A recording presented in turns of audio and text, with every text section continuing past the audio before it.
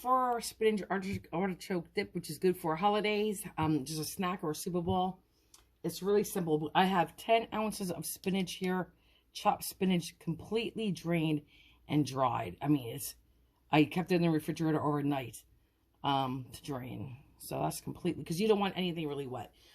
Now, I have a 14-ounce can of artichokes. They already came quartered, but I chopped them with a knife, and I really drained them well. I put them in a strainer and just really squeeze some water out of there. Okay, now this was in water. You could get this in a marinade. When I make artichoke dip, usually I do plain, like water, because I don't want that extra heavy seasoning of the artichoke marinade it's in. I'm gonna be using a whole can of that, 14 ounces of that. I'm gonna use if you have garlic salt, that's fine. I'm gonna be using some garlic powder. Oh, and I need a little clove of garlic too. So anyway, I'm going to be using about 1/4 cup of mayonnaise, 1/4 cup of Locatelli Pecorino Romano, 1/4 cup of Reggiano, 1 softened 8-ounce cream cheese. I'm going to be using 1/3 cup, probably roughly, of mozzarella, maybe 1/2 cup. Salt and pepper to taste. I'm going to use probably 2 cloves of garlic is what I'm going to do. I'm going to mince that up. I'm going to use a 1/2 teaspoon of dried basil. You definitely want dried. I'm going to use a 1/2 teaspoon of this. What else are we going to do? If you're using maybe the salt with the garlic salt, you could use like 1/4 teaspoon. Okay, I'm going to probably do like a 1/2 teaspoon of garlic powder and probably about 1/4 teaspoon of salt and probably about 1/4 teaspoon of black pepper. Again, that's all according to your taste. And I guess that's about it, right? We mentioned everything. Yes. And I'm going to mix all these ingredients other than the artichokes and the spinach. I'm going to put it in a bowl with my beaters. I'm going to beat it on low until combined. And then I'm going to then fold in the artichokes and the spinach. And guys, if you wanted to, hang on. You could bake it in a bread bowl, or you could just serve it in a bread bowl. This is good with brie cheese. Any kind of topping you want, but even like, say, your fig jam, this is really good with brie cheese. And you bake it in the oven. Pan, it's a 1-quart pan. I sprayed it with some Pam. If you're going to go that route. And again, I have the oven on 350. It's going to bake about 20 to 30 minutes. Okay, give or take. Oh, and you could do this whole thing 24 hours ahead of baking it. Set it up and then just bake it off the next day. We're not putting the mozzarella on now. I'm going to put the mozzarella on when we're ready to bake it. I'm going to sprinkle it on top. Through the 8-ounce softened cream cheese, I took my mayonnaise, tapped it, okay?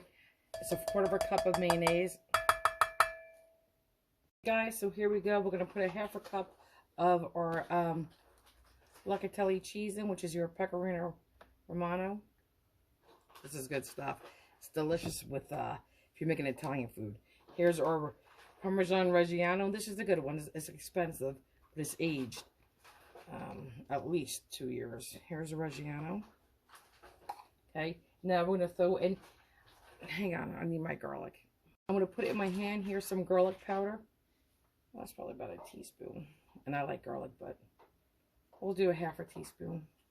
Okay, you could use less if you want. I'm going to be putting 2 cloves of garlic. You could do 1. Pepper, we're just going to do it, eyeball it to taste. Okay. Salt, I'm going to be a little bit easy going today because they're both salty, especially that Locatelli cheese. So I'll probably do about 1/4 teaspoon. Okay. And you can definitely taste this. I mean, it's going to be cream cheese. I'm going to be putting my basil in. Here's the basil. Again, a 1/2 teaspoon, roughly. All right, so I think that's good. Put a little bit back inside. There. Now I'm going to go get my garlic and mince it. I'm using, like I said, 2 cloves. You could use 1 or 2 or more if you like it. And then I'm going to beat it. Guys, this is really good served with, if you're going to make a bread bowl, when you scoop out the bread, with that, with pita chips, with Italian bread sliced thin, bagel chips. This is just a good dip. Breadsticks. Low. I mean, in and on low. You just want to mix it really well.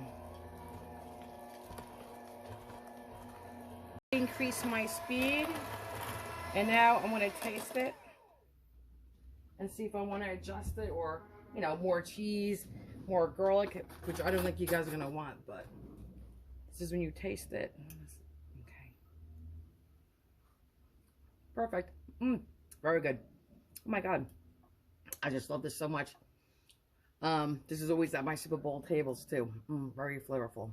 Let's go with tortilla chips too. So now we're going to fold in the spinach, which I'm going to just help break it apart because I really squeezed the heck out of it. So I wanted no liquid in this whatsoever.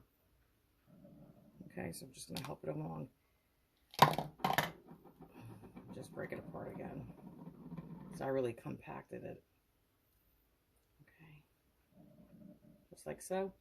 Now you're going to add your artichoke hearts, and I'm just going to fold it in. I'll fold it, guys, just like so. And this is, I promise you, a delicious dip. I make one with antipasto too.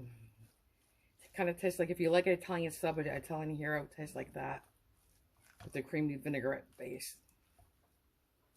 Okay, so I'm just going to do this, and then I'll be back. And then we're going to sprinkle, or a third of a cup, give or take, you could put more on if you want, of mozzarella. I'll use whole milk mozzarella. You use what you want. Move my arm, use this one. I think that's plenty, guys. Okay. You know what? Let's do a little bit more. Right here, right here. Right there. Okay. Okay, so now I'm going to go put this, make sure it's not on the edges, in the oven, 350 for 20 to 30 minutes, and I'll see you back in about 20 to 30 minutes. As you could have went even another 5 minutes. Took it out. Now this is a sourdough. Oh, this is a sourdough bread bowl. I'll show you what I did. Let me take that off. Okay, perfect. Okay. Let me just move this. That's hot. Let me move it. Okay, I took a knife. Okay, I'll put the lid back on. You know, like this. And I kind of just made a circle. Okay, pull the lid off. And then I used a knife first. It was like this. Kind of cut in there with the knife. Pulled out this chunk. I have other chunks of bread too, you know. Like this. They come out in big chunks. I'm going to use that as a dip too. As, you know, something to dip into the dip. So anyway, then you can take your fingers and you pull out what needs to be pulled out, including from the bottom, the sides, all the way around. Okay? And you don't want to go too far down or too far into the sides. Right? You need at least a ½ inch barrier in there. And again, this is really good with brie cheese. And you can bake in here. If you're going to bake, rub this with olive oil. And it's nice to take a clove of garlic and rub it in there too, almost like a bruschetta. All right, so let's scoop some of this in here. First, let me show you what this looks like.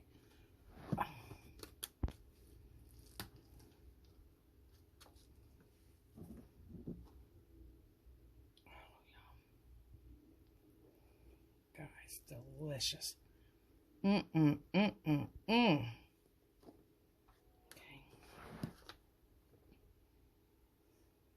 Put that in there.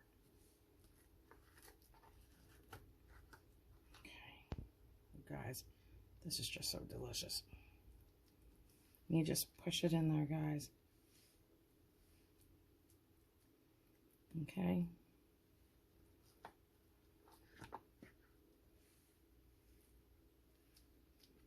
Just like this. And this is just a pretty presentation. Okay. There you go. And it makes a really nice, like I said, pretty presentation. Now let's try. Let's move this one out of the way. And let's try this. I'm going to just put a piece of bread in there. Okay.